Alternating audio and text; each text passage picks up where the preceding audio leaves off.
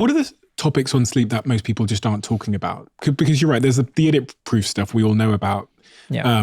But from your research, you must have discovered another set of issues that just don't get the same level of spotlight and attention. Yeah. I mean, I could go on about this stuff for a long time. We've mentioned the environmental piece of it, really important. We actually have a literature review in review right now that should be published fairly soon, entirely on environmental factors related. I've never thought about it before. When you start talking about sort of pathogens in the environment, I thought, Jesus Christ, I didn't know that was an issue. Oh, yeah. And CO2, I didn't think that was an issue when I was asleep. Oh, absolutely. So think about it this way. When you take a breath in, you breathe in oxygen. When you take an exhale and you breathe out, you're breathing out CO2. So the difference is O2 and CO2 is the carbon molecule. Now, your tissue is breaking down carbon for all of metabolism. In fact, the way that you produce all of your energy doesn't matter if you're using carbohydrates or fat. Remember, fat is just a big long chain of carbon. That's what fat molecules are. Carbohydrates are a carbon that has a water on it. It is a carbon that has been hydrated. So the chemical equation for like glucose, blood sugar, is C6H12O6, which means 6 carbons and 6 H2O. That's all carbohydrates are, right? They're big chains of carbon. So whether you're using carbohydrates or fat, it doesn't matter. The end product of metabolism is going to be 3 things: water, ATP, which is the central energy currency, and carbon dioxide. Great. So it doesn't matter what you're using for fuel. It doesn't matter what you're using the fuel for. Exercise, digestion, building your immune system, thinking. It doesn't matter. Remember, your brain is a massive suck of energy, right? It uses the majority of your ATP throughout the day is to power your brain. So great. Doesn't matter what it's coming from or what's being used. More metabolism for any reason, from any source, results in more carbon dioxide buildup. You take the carbon dioxide out of your organs and tissue and you put it into your blood. Your body is paying attention to carbon dioxide deeply, right? That's one of the primary ways in which you regulate your pH. Your body will regulate pH almost over almost anything else that it has. Blood sugar, pH, blood pressure, things like that are like the tight things that it doesn't want to mess with. pH is arguably the number one thing. And the reason is if you get too alkaline or too acidic, enzymes don't work. So everything shuts down. So you want to keep your pH will stay very, very, very tight. You could do basically whatever you want. You could eat and drink. You could do anything you want, and it's going to keep pH like really, really tight, right? It's hard to change. So it's watching that CO2. You take a breath in of O2, you're pretty much using that to run and regulate cellular metabolism. You're managing O2 by altering respiration. And so if you were to hold your breath right now, and you were to 10 seconds, 15 seconds, 20 seconds would go on right now. You could actually do this at home. I would encourage you to hit pause and do this if you can, not while driving. If you don't breathe, what's going to happen is you're going to not breathe in oxygen. Okay, fine. But really, you're going to start building up CO2. Because the way that you do is you build it up in the blood, you get it to the pulmonary system, and then you exhale and you get rid of it. So your breathing, your respiration rate is entirely determined by how much O2 or how much CO2 you want in your system. That's what regulates respiration.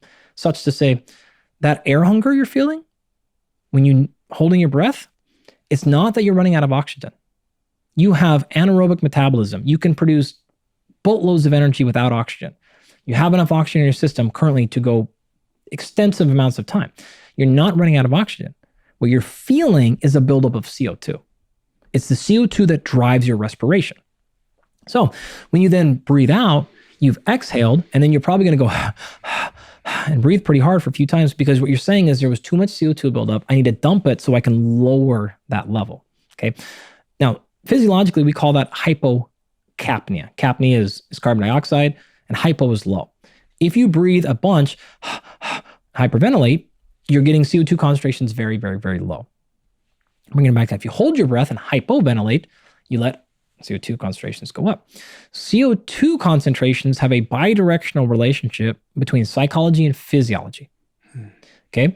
So if CO2 rises, not only do you feel a physical sensation in your chest, you feel a physical panic, but you'll feel a psychological change, right? It is telling you need to move into what's called sympathetic drive. This is your fight, flight, or freeze, right? And this is great. If you think about this from a normal exercise perspective, we'll get to a more interesting one here in a second. If I start moving and start expending energy, I start building up CO2, I want my brain to know, hey, this is potentially a fight or flight situation. Doesn't matter if it's that extreme, right? And it's just a gradient. Be more focused, be more alert, be more aroused, be more intent. Your vision literally narrows, right? Be more focused. I'm on task. I'm like right now, I guarantee you our respiratory rates are higher than they need to be. Our HRV is a little bit lower, right? HRV is heart rate variability. That's a measure of where I'm at in the sympathetic parasympathetic drive, right? I'm more focused. Our vision's very narrow right now. I got 4 feet to look at, right? And I'm attuned. I'm paying attention. Like all of our senses are really heightened right now. When we're done, we're probably going to go the exact opposite direction. Right? Our vision's going to open back up. I'm not going to be paying things, and etc. I'm going to go into parasympathetic. Parasympathetic is rest, digest. It is chill. It is zen. It is depressed. It's lethargic. It's all these things, right? So parasympathetic, sympathetic is not good or bad. You as a normal human want high resilience on both sides. When you go to bed tonight, I want you to feel lethargic. I want you to feel no motivation. I want you to feel zen. Great. I want digestion and things like that. Right now, I don't want you to feel super zen.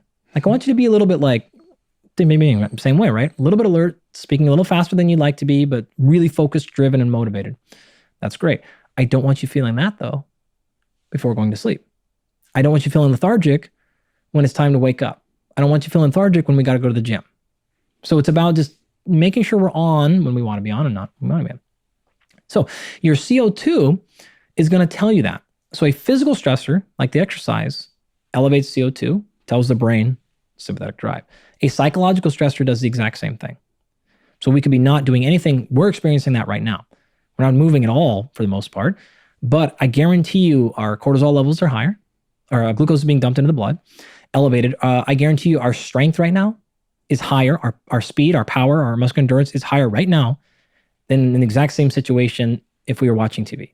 Okay, it's like we are primed and ready to go. Our nervous system is actually literally primed. You set out neurotransmitters into the system already that are there ready to activate so it's faster, okay? So that's awesome. That's telling us to go the direction we want to be in. Now, if CO2 goes the opposite direction, we have the opposite feeling, okay?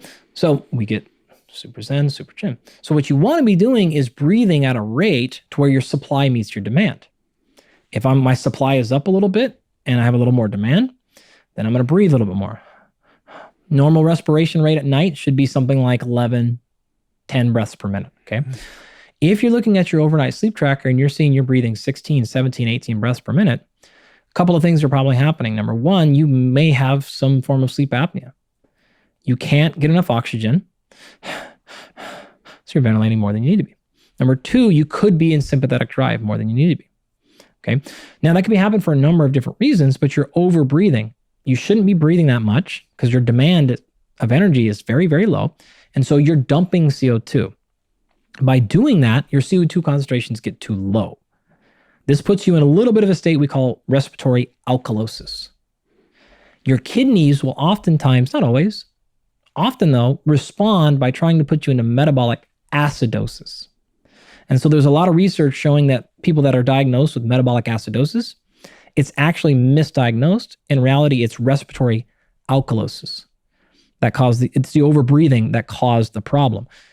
The metabolic acidosis, you'll start changing how much bicarbonate you recycle, electrolytes. We see hydration issues with this constantly. So if you're an overbreather, like you're going to have all kinds of hydration problems. All that's going on over there.